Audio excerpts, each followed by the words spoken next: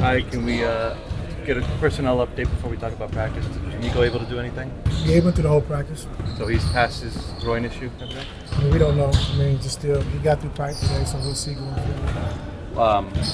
What did you guys do at practice? We could hear you guys for an hour on the court. What did you guys do? Yeah.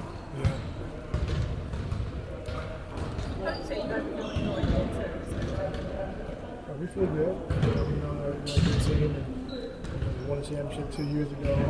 So, we have a three-time MVP, and some really good players. Jamal Murray, and a lot of other guys. So, it's gonna be a tough challenge. We feel good. I'm very excited. How refreshing is it to have Kawhi be this healthy going into the postseason? Yeah, I mean, it feels good. I'm happy for him, for all the hard work he's put in to get to this point, and to be healthy, at the end of the season.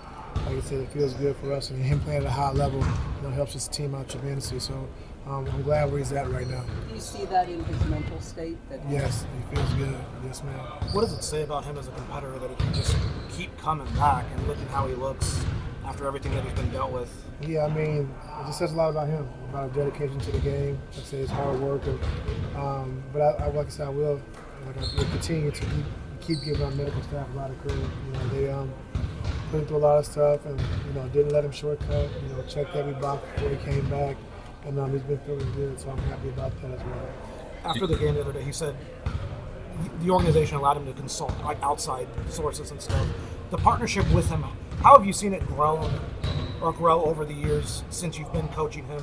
Whether it's through just the organization in general, just him on the floor, him with the guys. No, I mean just the trust. The trust. I think to giving Maggie Bryant a chance to show him some different things in different ways to try to be 100%, at the end of the season and doing things a different way. And so her, along with Kawhi's group, they've done a good job, like I said, getting to this point. So the biggest thing is just trusting. Statistically, Denver was a bottom 10 defense, but when you prepare for a playoff series against them, what strengths do you see from them on that end of the floor? I don't know. Coach, I mean, I ain't gonna tell you, so I can. I mean, there are some basic things You know what you don't know. we all know who they're going to play. You know that? You all know it. So why would you ask me? Because you're the head coach. I'm not I coaching. mean, no, I ain't gonna tell you. I mean, Shit, I can't remember. Yeah, I can't remember. There you go. Man. You know what I'm There saying? you Good go. question, though, Law. I mean, but I Appreciate ain't it. gonna tell them what they're good at.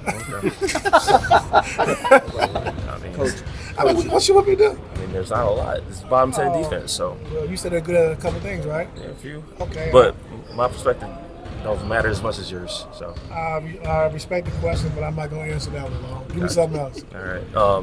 You got Jokic. Do you have a scout team Jokic? Do you have someone that kind of has to kind of simulate what he does so that it helps prepare you to play him? Yeah, we've been doing that a little bit. Ben has done it a little bit. Ben Simmons, along with Patrick Baldwin, a guy that, like I said, can post, can stretch the defense, can put the ball on the floor, can pass, and so it's been different. Like I said, preparing for him is not an easy task. It's not going to be something where we got to expect Zoo every night to be able to guard him one-on-one. So we just got to give him different looks to try to keep him off balance. But you double team him, he's going to have 15 assists. If you stay at home, he might have 50. So we just got to mix it up, mix up the coverage, just try to keep him off balance as best we can. Do you envision matching his minutes with Zeus? I can't remember. Coach, going back to Jokic, you guys have faced him 3 times this year, and 2 of the 3 times you guys have held him under 5 assists.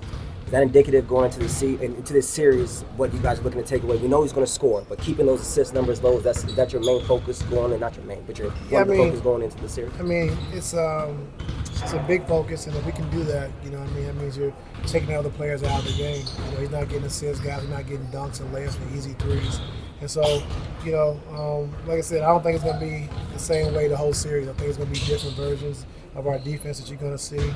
And then we just got to try to keep them off balance as best we can. What do you tell you guys about the grind of a postseason run, about the preparation, just staying ready? Yeah, I mean, they know. I mean, we have a veteran team, so these guys understand what it takes. Every game's going to be different. Teams are going to make adjustments. They're going to do things differently. And so we just got to stay the task, stay the course. And so they have great players. They're going to make some tough shots, and we just got to keep coming, stay the course, and just show resolve. show resolve, especially in the third place, with a really good team. Christian you guys- Brown has led the NBA in fast break points this year. Yes. What challenges does he present in that regard, and how have you tried to prepare the team to be ready for how often he likes to leak out and get in the break? Yeah, I think that EG made that clear yesterday, when he showed film. But he's leading, like you said, leading the league in transition points. He's fast, he's athletic, he's explosive around the basket, and he contests and leaks out sometimes. And so we got to get back. Like, we can't try, we can't buddy run. Like, we got to get back and take them out of transition. And like I said, the third game we played them, they had 36 points in transition. And we got a team with Joker and Jamal Murray on it. It's gonna be hard to beat that team with 36 points. So we know we got to get back, take care of transition, and then make them play against our half-court defense. We didn't see a lot of Nico playing the 5 once you guys got Ben Simmons, but what do you kind of? I don't know if you can remember the answer to this actually, but what do you kind of envision as far as like the differences that you can go with those two? Obviously, Ben is more of a can push in transition, rebound. Nico can space the floor out. He's a really good help defender. Like, what do you envision those two differences with them at the 5 looking like? Yeah, like you said, Ben's ability to push the basketball in transition, make plays, get people easy shots. And then with Nico, like he's at the 5, being able to stretch the floor. If Joker's going to blitz or whatever he's going to do on the drop, like he has to be covered back to Nico, can shoot the basketball, get to the next action, and try to move Joker around a little bit. So it's good to have 2 different versions, well actually 3, because you have 0 as well. So 3 different versions of the center position, and just kind of see how it looks and what the game calls or needs. What are you looking for as far as Ben's offense in a series like this? Just be aggressive. Like, look at the basket. The teams are, playing for the pass, and we know he can score the basketball around the rim. So just be aggressive, look at the basket, and that's going to open up your passing because it's instinctive, and he has great instincts passing the basketball. So just being aggressive, looking at the rim, attacking the basket.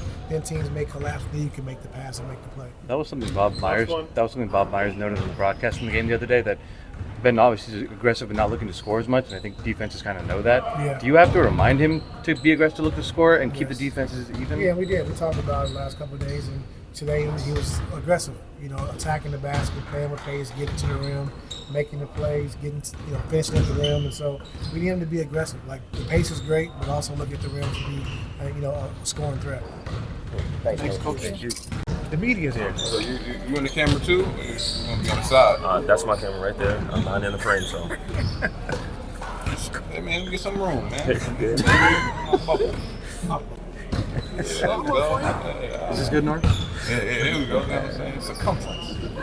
Circumference. Norm, we heard you guys going for the last hour on court today at practice. What was that like, and what was kind of the focal point of what you guys were doing? I was good, just getting up and down, execute some things that we want to work on, and change some of the offense and defensive schemes. But just getting the cardio, getting our bodies moving. We got a few days off, so just trying to get our bodies back going and our cardio right. But it was good competition, good talk, good level of focus. How much did you guys need the rest of this week kind of affording you guys to get ready for this weekend rather than having to play extra games to get there? I mean, it's big time. Anytime you can rest your body, get some time to get to as close to 100% as possible going into the postseason is big. Not having to worry about the play-in is huge. So we definitely appreciated the extra time off, and it gives us even more time to prepare. Not having to prepare for another opponent and then prepare for somebody after possibly. Just have that time to prepare for one opponent and execute and do the things that we want to focus on, ready for the first round. So it's big time. Kawhi mentioned that how much he still loves this game. Have you seen him playing with the more joy this season than maybe past because of he's healthy now? I think he's always had that joy. I think anytime he's had an interview or talked about it, he's always talked about having fun with the game, having fun with basketball. It's a fun game for him. I haven't seen any change from this year compared to last year or back in Toronto. He's always loved the game of basketball. And you can just tell when he's able to play and be healthy and play the game he loves and the love that he knows he can play at. You mentioned the preparation for Denver. What has particularly stood out to you as you guys have gone through preparing for this matchup? Just being really focused on the defensive side of the ball, honestly. That's where we're going to hang our hats. Offensively, we have the guys to be able to score the basketball and do what we want, but defensively is going to be the biggest thing, being focused in on their guys, on Jokic. He's the head of the snake with Murray. But it's a unit that they play. That first unit is really good, and the guys that have coming off the bench, the energy that they bring. So just being really tied in and locked in on the defensive side of the ball, whoever's on the floor. Christian Brown has led the NBA in fast break points this year. Kind of, how big of a key is it for you guys to? I know going into every game is like just don't let them get out in transition. But how big is it a key to kind of stop him from getting easy baskets to where he gets going, and then you guys, kind of get stretched? Very important. JBG's made multiple points watching film and even in practice and our defensive drills. Getting back in transition, getting matched up. Nobody having a matchup, really communicating and talking, so nobody is lost. They're a team that likes to throw the ball ahead. Jokic is very unselfish with the pitch aheads and finding his teammates in stride. So it's going to be all five talking and communicating. Transitioning from offense to defense. It's not just going to be one man focused on Christian. It's going to be all five. Getting back in transition and getting our defensive set. Norman, it feels like a lot of people when they talk about Jokic, they simplify it as make him a scorer, don't make him a facilitator, or vice versa. Is that too simple? Is that like too simplified? And is one thing that he does more hurtful than the other? Like, does his scoring hurt you more? Does his playmaking hurt you more? I think anything you say, you can simplify it, but it's not as easy as whatever you're trying to describe. You look at the numbers and what they're at and their output when he's assisting and not assisting. So you're just doing that analytics game with Jokic does have the ball, but he's one of the best players in the world. And unselfish player. He's not only looking for his shot, he's looking for his teammates, and he's finding his teammates. When the defenses are breaking down and not communicating on switches and things like that, and that's where they're deadly. Getting easy paint assists on their cuts and playing off of him. So that's the focal point. Just being tied together and locked in and physical and not giving them easy baskets where he's able to do both score and pick us apart with his passing. You're trying to limit one thing. You're always trying to take away the best player's best attributes and to make it difficult for him. And that's what teams are trying to do. And that's what we're trying to do. So you played 3 times in Denver this season, 2-part. Like, what's the key to adjusting to games early there, and especially with your fourth quarter performances this year? Like, what's the key to being able to have enough in the tank to finish the games the way you need to finish them? It's a mental thing, I think being able to get our cardio and stuff right, our body's ready for the altitude, and being able to get past through our second wind is huge. I think everybody talks about that whenever you're going to Denver. Even in the regular season. But I think it's going to be a mental thing. They play really well at home, not getting discouraged when you're playing good defense and they make tough shots and things like that. Just sticking with it, staying composed, no matter what, throughout the course of 48 minutes, man. It's a series, and every game's going to be different. We've been in games where you blow a team out by 20, and then the next game you lose by 10. It's not one game's not going to determine the whole series. It's just about us being focused and tied together, going into an environment like Denver and pulling for each other and everybody pulling the rope in the same direction. Can you talk a little bit about that mental preparation? Because obviously going to playoffs, the pressure is at a higher stake. So what do you do to get into that zone? Just having fun with it throughout the course of it, not getting too wrapped up or tense, At the end of the day, it's the playoff. Yes, it's a lot of the line, but it's basketball. We do this our whole lives. We've done this all season. It's not a situation that I've been unfamiliar with. It's not the first time playing Denver in the playoffs. So just sticking to what I know, cleaning up some things that I need to work on, and watching the games that I've played against them and how they've covered me and my different reads and stuff, offensively and defensively, and just going out there and staying in the moment, but enjoying it. When you have fun and you're enjoying it, you're not really thinking about the pressure. You're just thinking about what you got to do to win. Do you think that there's anything that you feel differently coming into this playoff than other seasons? No, not really. Just that I'm older. I wish I was 4 years younger. No, not really. I mean, it's good to fully be healthy again. I think that's the biggest thing, finally getting into the postseason and being fully healthy, top to bottom, and going out there and being able to execute with the full squad. I think that's the biggest difference. When you look at this team, obviously you have a lot of elite players who can get buckets in isolation.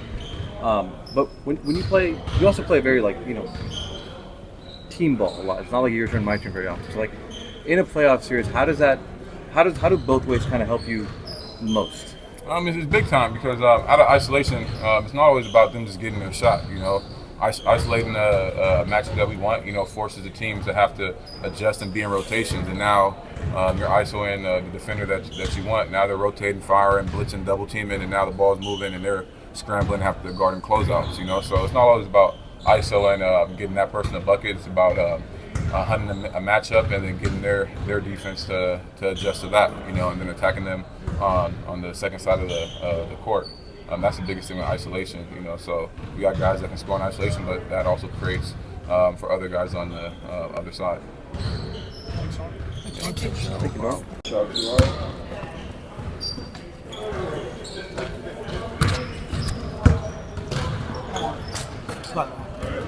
What do you feel like is the most important thing about studying for Denver to start the series?